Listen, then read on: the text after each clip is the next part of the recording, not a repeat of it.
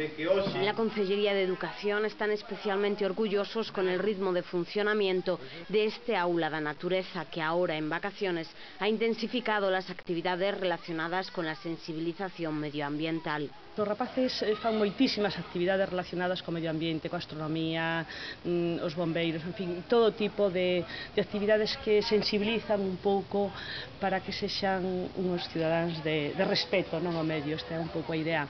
El aula mantiene sus puertas abiertas durante todo el año y supone una alternativa para el ocio de los más jóvenes muy a tener en cuenta. Se rotan, entonces os rapaces nunca fan unha sola actividade. Isto é un poquinho a idea. Nos parece que ademais a proximidade do río, en fin, é un sitio que hai autobús, que hai transporte público, e os pais, pois as mañás, pois ainda que sexan de un pouco máis lonxe, que non sean exactamente desta zona, sí que é unha actividade que ten e se mantén durante todo o verano.